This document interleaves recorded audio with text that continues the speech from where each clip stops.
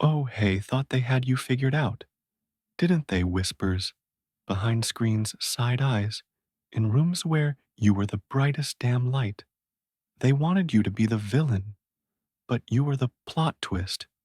You didn't bark, you didn't bite, you smiled, and that scared the living hell out of them. They expected fireworks, you gave them nuclear silence every day.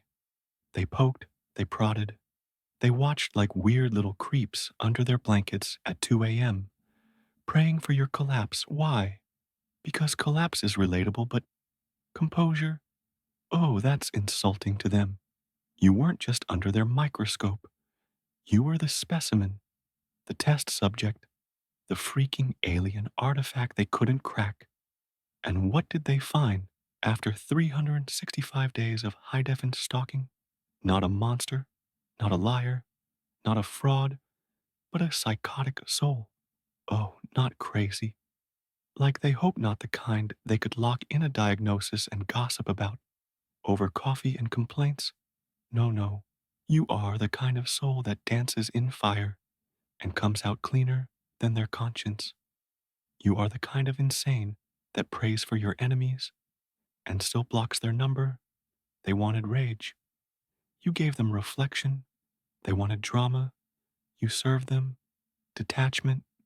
They wanted you to crack, and you made a mirror. And that, my friend, that's where it got funny. Because when they looked into you, they saw themselves. And suddenly their laughter not so loud, their success not so sweet, their shade getting colder. See, they ran a psychological autopsy on your life. But guess what?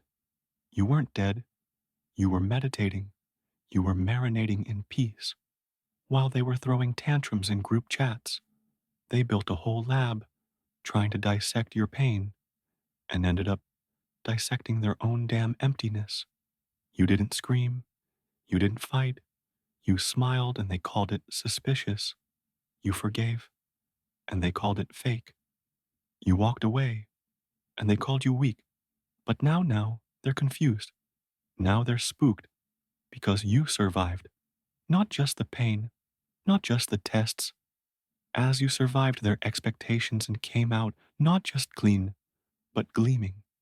And oh, that kills them, doesn't it? Because these whispering, twitchy fingered assassins needed you to bleed so they could bandage their guilt with your downfall. They needed you to lose so they could win by default. But you didn't just survive. You transcended. You went full, ascended Pokemon on them, and now they're stuck in their basic form, jealous and unevolved. You became the thing they feared most, a person they couldn't predict, control, or cancel. You moved on, you healed, you levitated, and now they're the ones under the radar. Now you're the one with the magnifying glass, and they're melting like ants under the sun of your grace.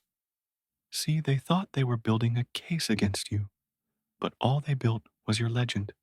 So smile, keep walking, let them drown in the data, let them obsess over your glow while they decay in the shadows, because you were the experiment that became the scientist, the target that became the tower, the joke that became the punchline.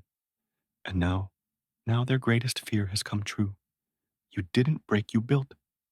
And baby, you built a throne. And guess what? Psychotic soul or not, you're the realest damn thing they've ever studied. And they'll be writing essays on your name for the rest of their lives. Class dismissed, huh? Nah, the curriculum just started. Because now they're sitting in the back of a classroom. They built chalk dust on their conscience desks, made of their own denial. And guess who's got the lesson plan? It's me, the one they called unstable. Turns out I wasn't crazy. I was just surrounded by people who couldn't handle a soul with clarity. See, they thought silence was weakness. They didn't realize it was me reloading. You know, what's funny? They had meetings about you. Yes, meetings and secret group chats like, is she okay? She's acting different. No, she's too calm. Something's wrong. No, sweetie. Something's right, that piece you hear? That's the sound of your manipulation, losing Wi-Fi signal. But they wanted a villain, so I gave them one. Not the kind with a plan to destroy the world, but oh no, too much paperwork, just the kind that exposes the real monsters. And guess what? It was. Them, all of them. The group project of demons dressed in self-help quotes and Instagram affirmations. They said, "You've changed." No boo. I woke up. I stopped swallowing poison just to keep the vibe alive. I stopped dimming my light just to make their shadows feel seen. And they hate that. Oh, they hate that. Because I wasn't supposed to make it out. I was supposed to snap to crumble, to post some cryptic quote, and disappear like everyone else they sabotaged. But no, I stayed louder, sharper, funnier, and slightly more unhinged in a classy way. And now they say, I don't know who you are anymore. Well, let me reintroduce myself.